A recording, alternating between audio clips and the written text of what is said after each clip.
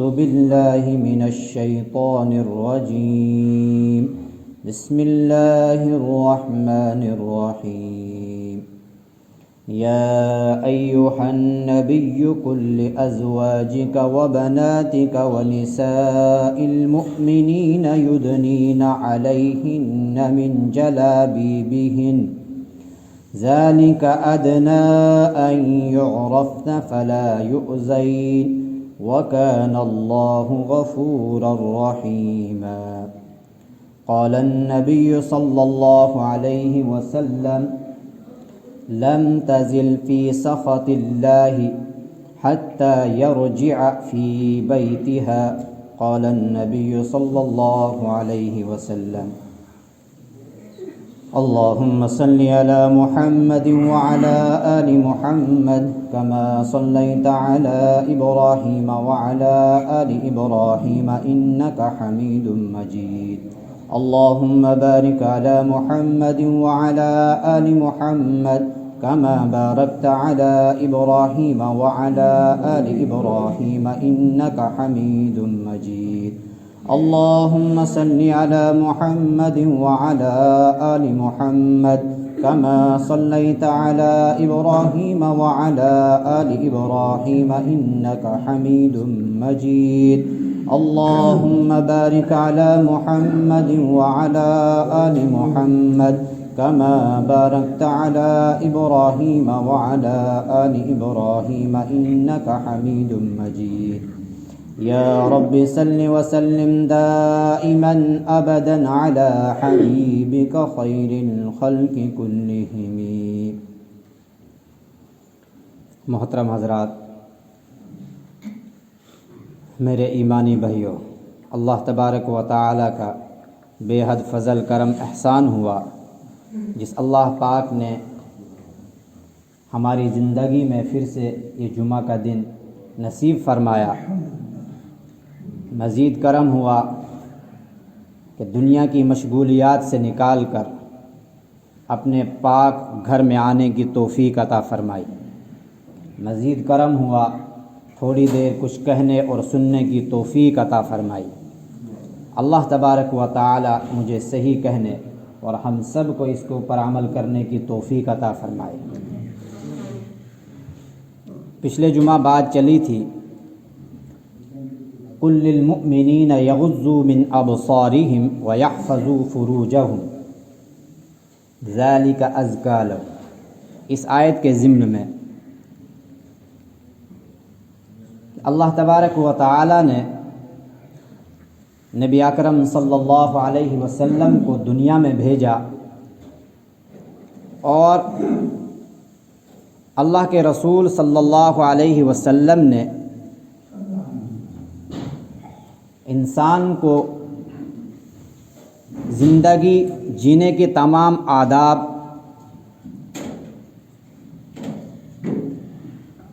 اور زندگی جینے کے جتنے بھی اصول تھے اللہ کے رسول صلی اللہ علیہ وسلم نے تمام بتلا دیے اور سکھا دیے، ان کے اوپر عمل کر کے بتلایا. پھر اللہ کے حبیب صلی اللہ علیہ وسلم کی مقدس جماعت صحابہ کرام رضوان اللہ تعالی عنہم اجمعین نے اس کے اوپر عمل کر کے بتلایا. قیامت تک آنے والے انسانوں کے لیے یہ ایک ضابطۂ حیات ہے. لقد کان لکم فی رسول اللہ اسوۃ حسنہ، کہ اس آیت کریمہ میں صاف صاف بتلا دیا گیا کہ انسان کے لیے اسوہ حسنہ، اگر انسان کو اپنی زندگی جینی ہے کس طرز پر جینی ہے، لقد کان لکم فی رسول اللہ اسوۃ حسنہ، کہ اللہ کے رسول صلی اللہ علیہ وسلم کی زندگی کو سامنے رکھ کر اپنی زندگی کو اس کے اوپر چلانے کی کوشش کرنی، کہ اللہ کے حبیب صلی اللہ علیہ وسلم کی زندگی حیات طیبہ کیسی رہی ہے، میں بھی اسی کے اوپر اپنی زندگی کو گزارنے کی کوشش کروں. اور اللہ کے حبیب صلی اللہ علیہ وسلم کی مقدس جماعت نے اللہ کے رسول صلی اللہ علیہ وسلم کے حیات طیبہ کے مطابق اپنی زندگی گزاری۔ اب قیامت تک آنے والا انسان اگر کامیاب ہونا چاہتا ہے کہ میں کس طرح کامیاب ہوں اس دنیا میں بھی اور آخرت کی جو ہمیشہ ہمیش کی زندگی ہے اس میں کیسے کامیاب ہوں، اگر کامیاب ہونا چاہتا ہے تو اس کو لقد کان لکم فی رسول اللہ اسوۃ حسنہ، ہر ایک میدان میں اللہ کے حبیب صلی اللہ علیہ وسلم کی زندگی کو پرکھنا ہوگا، دیکھنا ہوگا، اس کا مطالعہ کرنا ہوگا، اس کو ذہن نشین کرنا ہوگا اور اس کے مطابق اپنی زندگی کو گزارنے کی کوشش کرنی ہوگی۔ اللہ کے حبیب صلی اللہ علیہ وسلم اپنے اہل خانہ کے ساتھ کیسے تھے یہ بھی ہمارے سامنے احادیث کی شکل میں، سیرت کی شکل میں موجود ہے۔ تو ہمیں مطالعہ کرنا ہے کہ اللہ کے حبیب صلی اللہ علیہ وسلم اپنے اہل خانہ کے ساتھ کیسے رہتے تھے، کیسا برتاؤ تھا۔ اللہ کے حبیب صلی اللہ علیہ وسلم اپنے پڑوس کے ساتھ کیسے تھے۔ اللہ کے حبیب صلی اللہ علیہ وسلم جو غیر ایمان تھے ان کے ساتھ اللہ کے حبیب صلی اللہ علیہ وسلم کا طریقہ کار، طرز عمل، طرز زندگی کیا رہا ہے۔ تو لقد کان لکم فی رسول اللہ اسوۃ حسنہ، کہ اگر کامیاب انسان ہونا چاہتا ہے قیامت تک آنے والے انسان کے لیے یہ بالکل لکھا جا چکا ہے کہ اگر کامیاب ہونا چاہتے ہو تو اللہ کے حبیب صلی اللہ علیہ وسلم کی زندگی کو نمونہ بنا دو تو کامیاب ہو جاؤ گے، اس دنیا میں بھی کامیاب اور آخرت کی جو ابداً ابدا کی زندگی ہے جہاں پر موت کو بھی مار دیا جائے گا وہاں پر بھی کامیاب۔ قرآن کریم میں جگہ جگہ اللہ تبارک و تعالی نے جہاں پر اپنی اطاعت کا حکم دیا وہاں اللہ کے حبیب صلی اللہ علیہ وسلم کی اطاعت کا بھی حکم دیا، اطیعوا اللہ و اطیعوا الرسول، کہ اللہ کی اطاعت کے ساتھ اللہ کے رسول کی اطاعت۔ اب کوئی انسان یہ چاہے میں اللہ کی اطاعت کروں لیکن اللہ کے حبیب صلی اللہ علیہ وسلم کی زندگی سے ہٹ کر تو وہ اللہ کی اطاعت نامکمل ہے، بلکہ ہے ہی نہیں۔ تو اللہ کی اطاعت تب کامل اور مکمل ہوگی جب وہ اللہ کے حبیب صلی اللہ علیہ وسلم کے نقش قدم پر ہوگی، اللہ کی زندگی کو سامنے رکھ کر اطاعت کرے۔ جو آیت کریمہ پہلے جمعہ عرض کی تھی اس میں ایمان والوں کو ایک سبق ہے، ایک میسیج ہے، کل للمؤمنین یغضوا من ابصارہم ویحفظوا فروجہم، کہ اپنی نظروں کا استعمال کیسے کرنا ہے۔ اسی سے ملتی جلتی آیت یا ایھا النبی قل لازواجک وبناتک ونساء المؤمنین یدنین علیہن من جلابیبہن، اے نبی صلی اللہ علیہ وسلم آپ فرما دیجئے یا ایھا النبی قل للمؤمنین، یا ایھا النبی قل لازواجک وبناتک اپنی بیویوں سے، وبناتک اپنی بیٹیوں سے، ونساء المؤمنین اور تمام اہل ایمان کی جتنی بھی عورتیں ہیں ان تمام سے فرما دیجئے یدنین علیہن من جلابیبہن، کہ اپنی چادروں کو لٹکا لیا کریں۔ اس سے پہلے سورہ احزاب کی ایک آیت ہم سب سنتے رہتے ہیں، وَقَرْنَ فِي بُيُوتِكُنَّ وَلَا تَبَرَّجْنَ تَبَرُّجَ الْجَاهِلِيَّةِ الْأُولَى۔ اسلام ایک مکمل ضابطۂ حیات ہے۔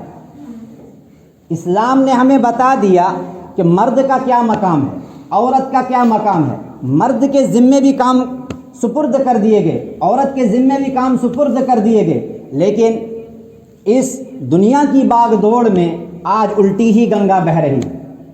آج انسان اس دنیا کے کمانے کے چکر میں اپنا مقام بھول گیا۔ جو شریعت نے، جو اسلام نے انسان کو مقام دیا تھا، عورت کو اپنا مقام دیا تھا اور مرد کو ایک اپنا مقام دیا تھا، سرداری کا مقام دیا تھا، لیکن آج کا مرد چاہتا ہے کہ میں غلام ہی رہوں۔ وَقَرْنَ فِي بُيُوتِكُنَّ وَلَا تَبَرَّجْنَ تَبَرُّجَ الْجَاهِلِيَّةِ الْأُولَى، اس میں صاف صاف الفاظ میں کہہ دیا گیا عورتوں کے لیے وَقَرْنَ فِي بُيُوتِكُنَّ، کہ اپنے گھروں کے اندر آپ قرار پالیں، لازم پکڑ لیں اپنے گھروں کو۔ وَقَرْنَ فِي بُيُوتِكُنَّ وَلَا تَبَرَّجْنَ تَبَرُّجَ الْجَاهِلِيَّةِ الْأُولَى، اور لیکن انسان کو دنیا کے کام بھی ہیں، ضروریات کے لیے باہر بھی نکلنا ہے، بالکل دو ٹوک منع ہی نہیں کر دیا گیا، بلکہ مفسرین نے اس کی تفسیر آگے لکھی ہے کہ اور اللہ کے رسول صلی اللہ علیہ وسلم کے ارشادات سے بھی واضح ہو جاتا ہے کہ اب عورت بالکل ہی گھر سے باہر نہ نکلے، ایسا بھی نہیں ہے کہ ضروریات، انسان کو بہت ساری ضروریات ہیں، جسمانی ضروریات ہیں، اور بھی بہت ساری ضروریات ہیں جس کے لیے گھر سے نکلنا تو ہے ہی۔ اب کیسے نکلے وہ اصول بتا دیے گئے کہ جب بھی نکلے یدنین علیہن من جلابیبہن، کہ جب بھی عورت کو اپنے گھر سے باہر نکلنے کی ضرورت پڑے تو باپردہ نکلے۔ لیکن آج ہم اور آپ مشاہدہ کرتے ہیں کہ آج ہماری عورتوں کا کیا حال ہے، ہمارے گھروں کا کیا حال ہے، ہماری ماں اور بیٹیوں کا کیا حال ہے۔ بالکل بے پردگی عام ہو چکی ہے، اتنی عام ہو چکی ہے کہ اب اس بے پردگی کو گناہ تصور کیا ہی نہیں جاتا ہے۔ گناہ یہ بے پردگی گناہ ہے، حرام ہے۔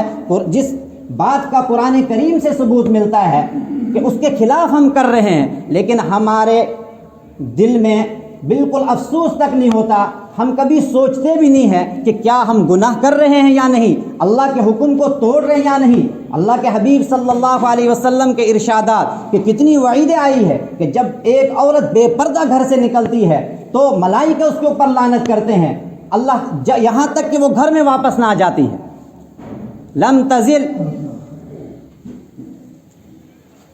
لم تزل فی سخط اللہ حتی ترجع فی بیتہا۔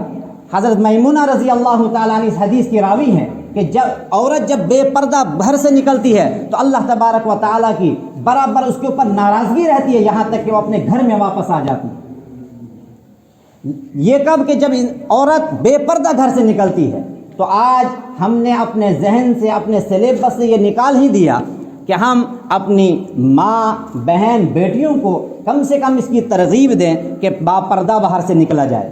پھر انسان کے اوپر اللہ تبارک و تعالیٰ نے ایمان والے کو، ہر ایک انسان کو آزادی سے جینے کے حقوق دے رکھے ہیں، پھر قانون نے بھی دے رکھے ہیں۔ لیکن اللہ تبارک و تعالیٰ انہ علیم بذات الصدور، کہ اللہ تبارک و تعالیٰ دلوں کے بھید بھی جانتا ہے۔ اللہ تبارک و تعالیٰ باخبر ہیں، ہر ایک چیز سے باخبر ہے۔ انہ علی کل شیء قدیر، اللہ تبارک و تعالیٰ ہر ایک چیز کے اوپر قادر ہے۔ اللہ تبارک و تعالیٰ دیکھتا ہے کہ اسلام کی چیزوں کو فالو نہیں کر رہے ہیں۔ جس چیز کو اللہ تبارک و تعالیٰ نے ایک ضابطۂ حیات دیا تھا عورت کے لیے پردہ، اس کی پرواہ نہیں کی جا رہی ہے، پھر اللہ تبارک و تعالیٰ کی طرف سے ہی عذاب کے کوڑے برستے ہیں جو بالکل بے آواز ہوتے ہیں، انسان محسوس نہیں کر پاتا ہے۔ ہم نے تو عذاب کی ڈیفینیشن یہی سمجھ رکھی ہے کہ اوپر سے پتھر برسیں گے، آسمان سے پتہ نہیں کیا برسے گا، آگ کے گولے برسیں گے۔ نہیں، اللہ تبارک و تعالیٰ کا جب عذاب آتا ہے انسان محسوس بھی نہیں کر پاتا ہے، اور ہم اللہ تبارک و تعالیٰ کے عذاب کے اندر ملوث ہو چکے ہوتے ہیں، مبتلا ہو چکے ہوتے ہیں۔ آج جو عذاب آ چکا ہے پردے کے اوپر کہ یہ کوئی ضروری حکم نہیں ہے اسلام کے اندر، تو یہ کیسے آیا؟ کیونکہ اس پردے کو ہم نے خود ہی اہمیت نہیں دی، اس پردے کو ہم نے خود ہی لازم پکڑا ہی نہیں۔ پھر ان نام نہاد مسلمانوں سے یہ میڈیا والے انٹرو پوچھتے ہیں، ان نام نہاد عورتوں سے جن کا اسلام سے دور دور تک کوئی رشتہ نہیں ہوتا، کہ کیا آپ کا پردے کے بارے میں کہنا ہے، آپ کے کیا اس کے بارے میں باتیں ہیں؟ تو پھر وہ ایسی باتیں، یہ اوپن چوائس ہے، جس کو چوائس ہے وہ اختیار کر لے، جس کو نہیں چوائس وہ چھوڑ دے۔ نہیں، یہ اللہ کا حکم ہے، یدنین علیہن من جلابیبہن، کہ اللہ تبارک و تعالیٰ کا حکم ہے، اس کے خلاف ہم کر رہے ہیں، ہم حرام کام کر رہے ہیں۔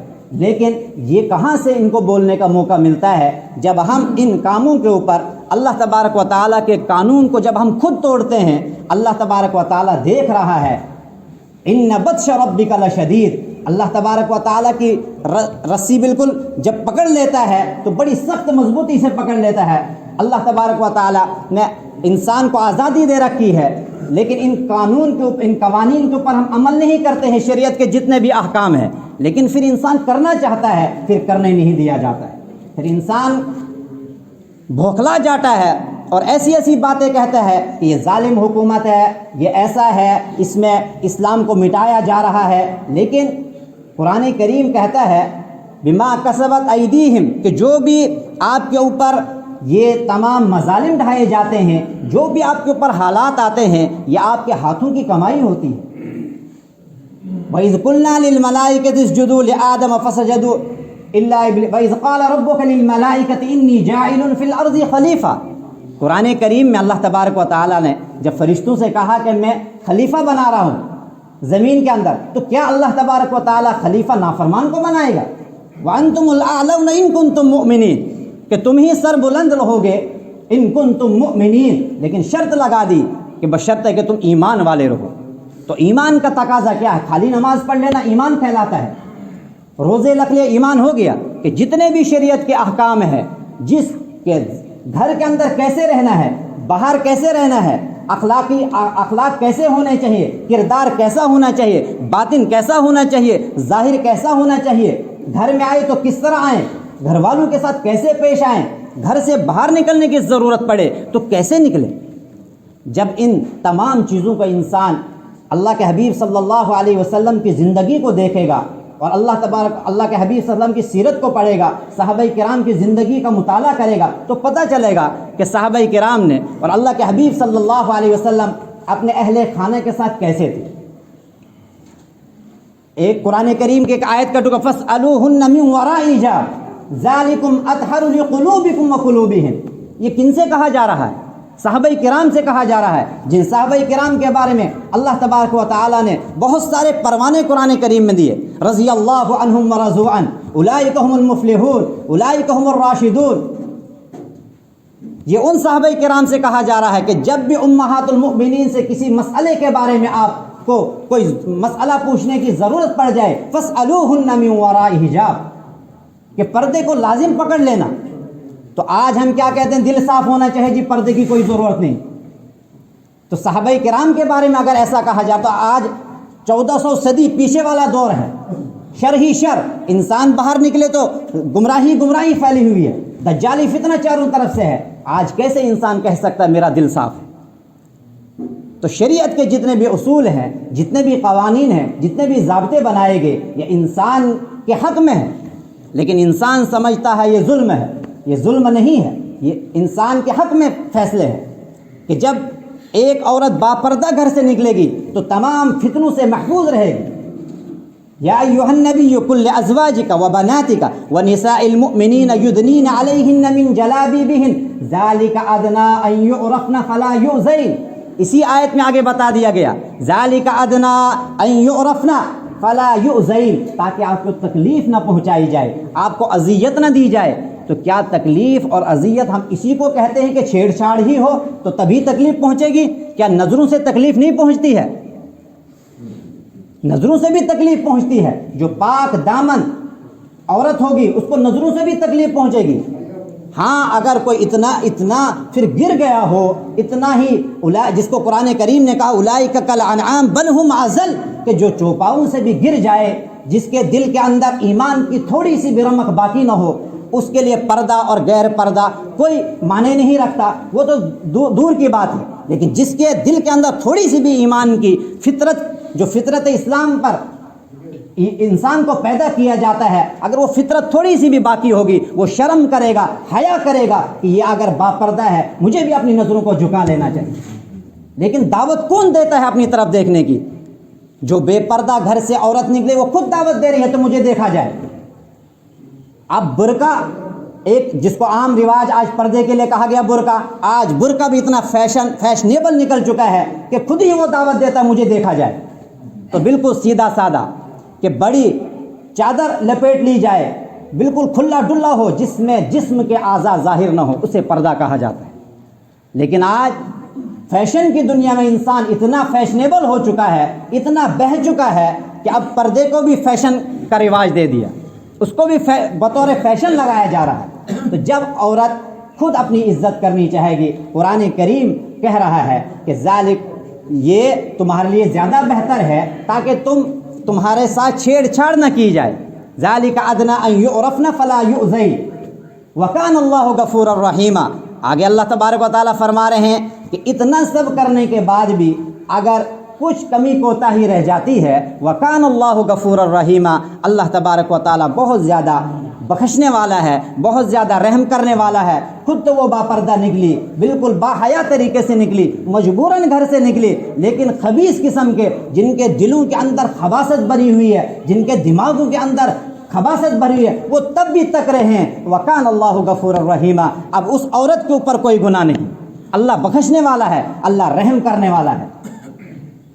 تو اس انسان کے لیے قرآن کریم کہتا ہے کہ جو یہ سب کے باوجود بھی اپنی فطرت اسلام کو نہیں جگاتا ہے، اپنے اندر روح کو نہیں ٹٹولتا ہے، اولئک کالانعام بل ہم اضل، جس طرح چوپاؤں میں کوئی تمیز نہیں ہوتی لیکن چوپاؤں سے بھی وہ انسان بالکل گر جاتا ہے، بل ہم اضل، بلکہ وہ ذلیل ہو جاتا ہے، نہ اس کی اللہ تبارک و تعالیٰ کے یہاں کوئی اس کی قدر و قیمت نہیں ہوتی۔ وہ اپنی دنیا بھی برباد کر دیتا ہے، اپنی آخرت بھی برباد کر دیتا ہے، اتنا بھی نہیں سوچتا میں بھی کسی ماں کا بیٹا ہوں، اتنا بھی نہیں سوچتا میں بھی کسی بہن کا بھائی ہوں، اتنا بھی نہیں سوچتا ہے میں بھی کسی عورت کا شوہر ہوں، میں بھی کسی بیٹی کا باپ ہوں۔ اولئک کالانعام بل ہم اضل، کیونکہ وہ ذلیل ہو چکا ہوتا ہے، ماں بیٹی ان تمام رشتوں کا وہ احترام بھول چکا ہوتا ہے۔ لیکن اس میں ہمیں اپنے گھروں کے اوپر نظر ڈالنی، کیا ہماری ماں بہن بیٹیاں باپردہ گھر سے نکلتی ہیں یا فیشن مغربیت کے ذہن کو اسی کو اپنا رہی ہیں؟ اس کے لیے اللہ کے حبیب صلی اللہ علیہ وسلم نے فرمایا من تشبہ بقوم فہو منہم، کہ جو جس قوم کی مشابہت اختیار کرے گا روز محشر روز قیامت کے دن وہ اسی قوم میں اٹھایا جائے گا۔ آج ہم اپنے گھروں کے اندر نظر ڈالیں، ہم کیوں؟ اللہ کے حبیب صلی اللہ علیہ وسلم نے فرمایا کلکم راعٍ وکلکم مسئولون عن رعیتہ، کہ تم میں سے ہر ایک ذمہ دار ہے۔ گھر کا باپ اگر ہے بڑا تو وہ اپنی اولاد کا ذمہ دار ہے، اس سے قیامت کے دن پوچھ ہوگی تو نے اپنے اہل خانہ کو، اپنے ماتحتوں کو ان تمام چیزوں کے بارے میں کیوں نہیں بولا؟